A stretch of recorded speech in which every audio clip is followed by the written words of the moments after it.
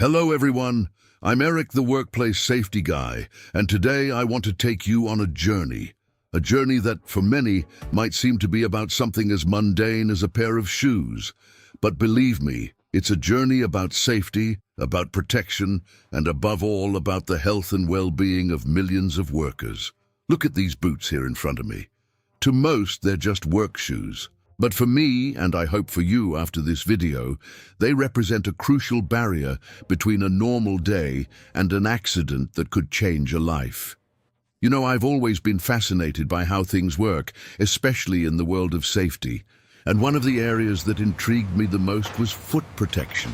How many times have we walked past a construction site, a factory, or even a warehouse, and seen people wearing sturdy boots? But have you ever stopped to think why they're so sturdy? Or what exactly makes them safe? I asked myself these questions, and the answer led me to a deep dive into American standards, and what I discovered I want to share with you today. Let's be honest, accidents happen, and feet, they are the foundation of our body. They carry us everywhere, support our weight, and are constantly exposed to dangers. Think with me. A hammer that slips, a heavy box that falls, a nail on the floor, an exposed electrical wire, spilled chemicals. The list is long. I myself once had a scare. It wasn't serious, but it made me think. I was, a few years ago, helping a friend move some heavy furniture. Luckily, I was wearing some sturdier boots. One of the legs of a solid wood table slipped and fell right on my foot. If I had been wearing sneakers, the story would have been very different. That stuck with me, and it made me realize that in the workplace, where risks are multiplied and constant, protection is not a luxury, it's an absolute necessity. In the United States, the statistics are clear. Foot injuries are a common occurrence. Thousands of workers suffer foot injuries every year, many of them disabling. And the good news is that the vast majority of these injuries could be prevented with the proper use of protective footwear. That's why this conversation is so important. My first stop in this investigation was, of course, OSHA.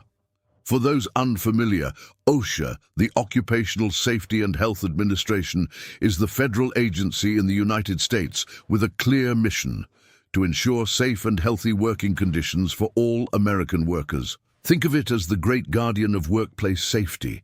I started reading the documents, the regulations, and I realized that OSHA is not just a body that tells you what to do. It's the driving force behind a safer work environment. And when it comes to foot protection, OSHA is very specific in its requirements. The main regulation I found, and which became the pillar of my research, is 29 CFR 1910.136. For those not in the field, this might seem like a boring code, but for me, it was like unraveling a treasure map of safety. This standard, which applies to general industry, is crystal clear. Employers must ensure that their employees wear protective footwear when there is a danger of foot injuries due to falling or rolling objects, sharp objects that could pierce the sole or the top of the foot, exposure to electrical hazards, other hazards that could cause foot injuries. And it also adds a comprehensive category, other hazards that could cause foot injuries. This shows the breadth of the employer's responsibility. It's not just about the obvious, but about anticipating and mitigating any potential risk. Delving a little deeper into OSHA, I understood that the agency not only requires the use of protective footwear, but also establishes a process. And the first step of that process is crucial: hazard assessment. Imagine yourself as an employer. You can't just buy any boot and expect it to fit everyone. OSHA requires you as an employer to look at your workplace with critical eyes. What are the specific risks? Are there heavy machines? Are there nails on the floor? Are there chemicals? Is there exposed wiring? This detailed assessment is what will guide the choice of the right footwear. It's like a doctor diagnosing the illness before prescribing the medicine. After the assessment comes proper selection. It's not a matter of anything goes. It's about choosing footwear that truly offers the necessary protection against the identified hazards. And here's a point that caught my attention. OSHA requires the employer to provide the protective footwear or ensure the worker has it and that it is adequate. And in most cases, the cost of this specific PPE is the employer's responsibility. This is a serious commitment to safety, and it doesn't stop there. The employer is also responsible for maintaining the footwear in safe and sanitary conditions. Damaged footwear doesn't protect. And of course, training.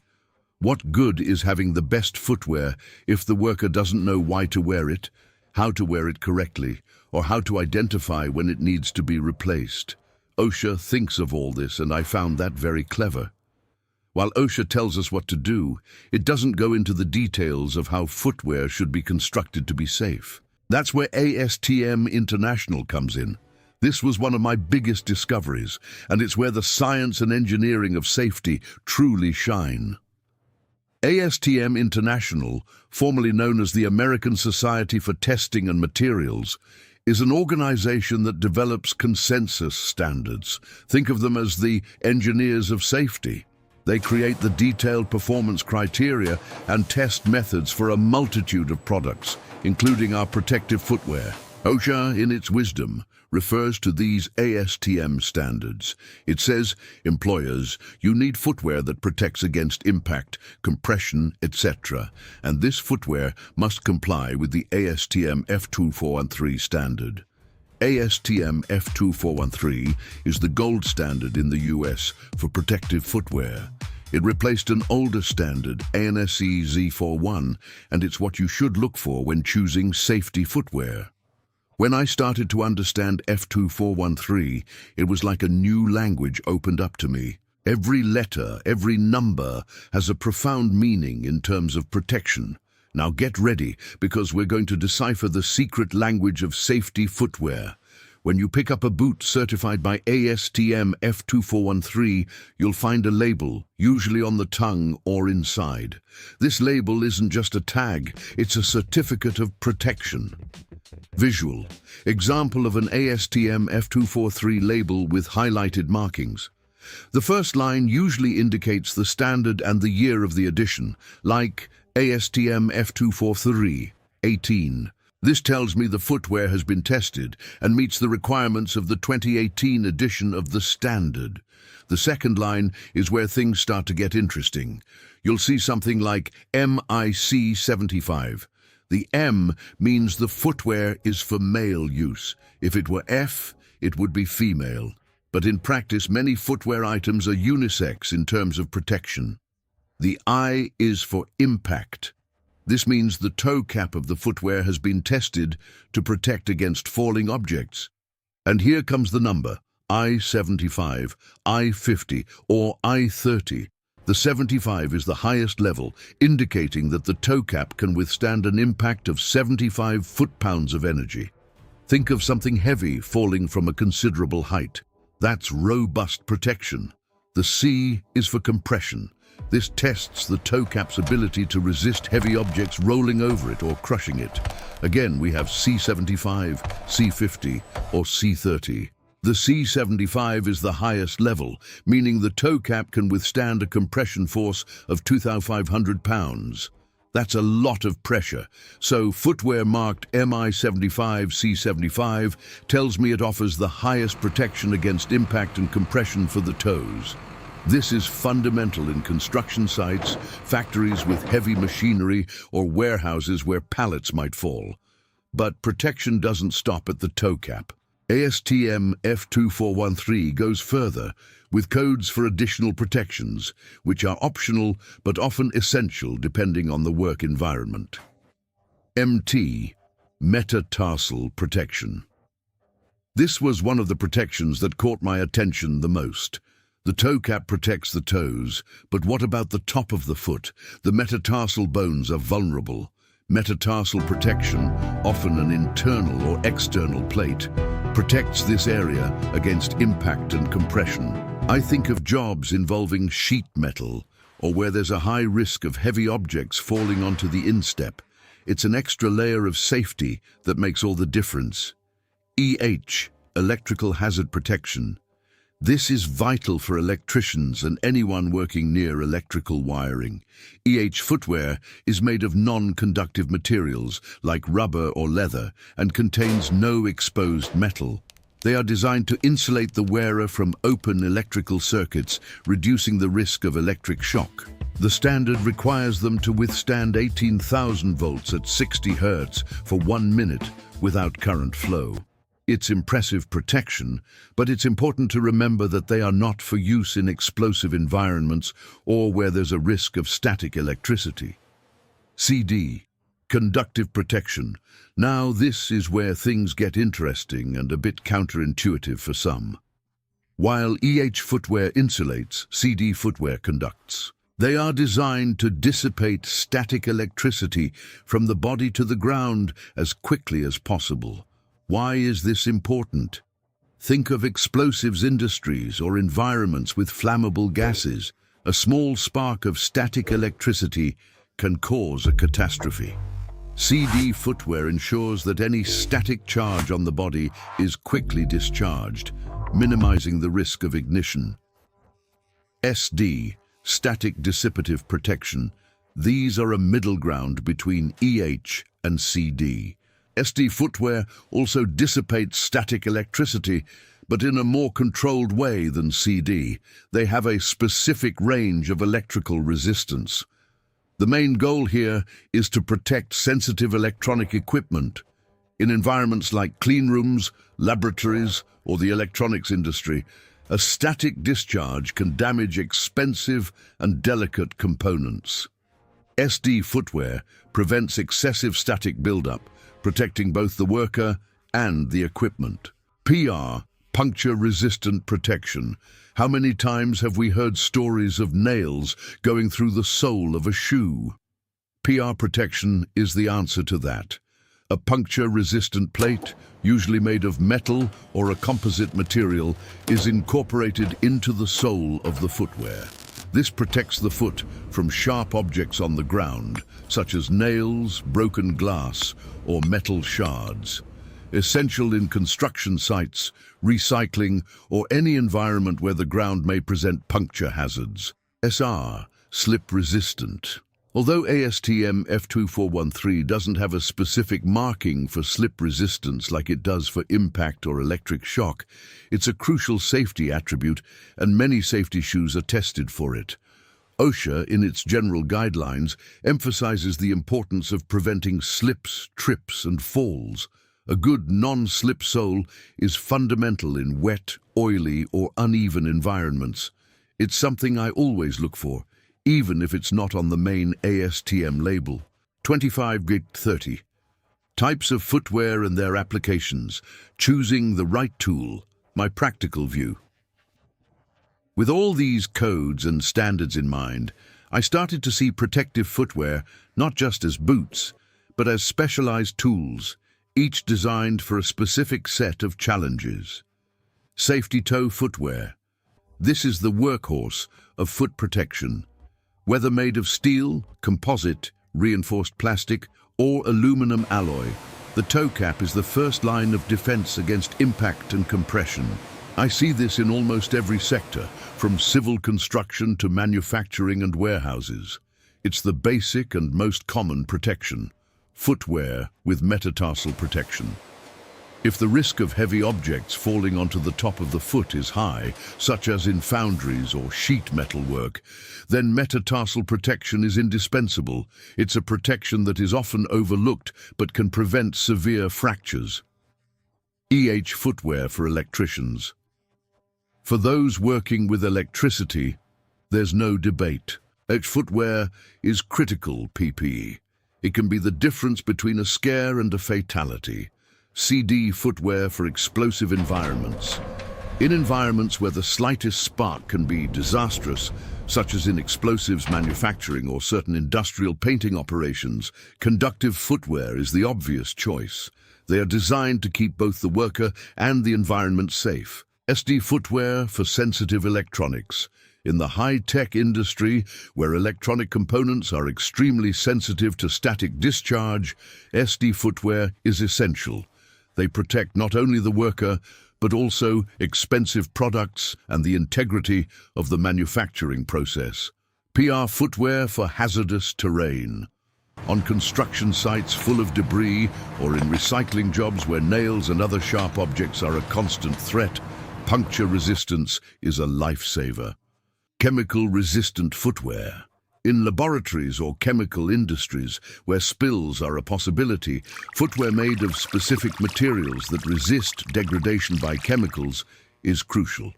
It's not just about the toe cap, but about the integrity of the entire footwear material. Waterproof chug, water-resistant footwear. For those working outdoors, in wet environments, or in food processing, keeping feet dry is vital not only for comfort, but to prevent health problems and slips. The beauty of these standards is that they allow us to combine different types of protection to create the perfect footwear for almost any work environment. It's a very intelligent and effective approach to safety. In my journey, I realized that safety is not a one-way street. It's a shared responsibility, a collaboration between the employer and the employee. From the employer's side, I've already mentioned hazard assessment and PPE selection, but OSHA goes further. It requires the employer to develop and implement a PPE program. This isn't just about buying boots, it's about creating a safety culture. It's about ensuring that the footwear is properly fitted, that workers know how to use it, how to maintain it, and when it needs to be replaced. And as I said, in most cases, the employer pays for this specific PPE. This is an investment in the lives and health of their employees, from the employee's side, but the employee also plays a fundamental role. It's no good for the employer to provide the best safety footwear in the world if the employee doesn't wear it or wears it improperly. My research showed me that OSHA expects the employee to wear the footwear correctly. It's not a fashion accessory, it's a protective tool. Inspect the footwear regularly. Before each shift, a quick glance can identify damage that compromises protection. A dented toe cap, a punctured sole, a cracked material. All of this can mean the footwear is no longer safe. Report problems. If the footwear is damaged or not functioning correctly, it's the employee's duty to inform their supervisor. Everyone's safety depends on it. Care for the footwear. Proper maintenance, such as cleaning and correct storage, can extend the lifespan and effectiveness of the footwear. It's a partnership. The employer provides the tools and knowledge, and the employee uses them responsibly. When this partnership works, the workplace becomes exponentially safer. As I delved into the standards, one thing became very clear to me. Compliance with standards is essential, but it's not the only factor. Think with me, safety footwear, no matter how certified, won't protect anyone if it's so uncomfortable that the worker refuses to wear it or wears it improperly. That's why comfort and fit are so important. Footwear that hurts, that pinches, that causes blisters is footwear that will be avoided. And avoided footwear is a safety risk. Employers, when selecting PPE, must consider not only technical protection, but also individual comfort and fit. After all, the worker will spend hours and hours with it on their feet. Durability and maintenance are also crucial points. Safety footwear doesn't last forever. Natural wear and tear, exposure to chemicals, repeated impacts, all of this can compromise its integrity. That's why regular inspection and replacement when necessary are so important. It's not about saving a few dollars, but about protecting a life. And finally, I think about industry-specific requirements.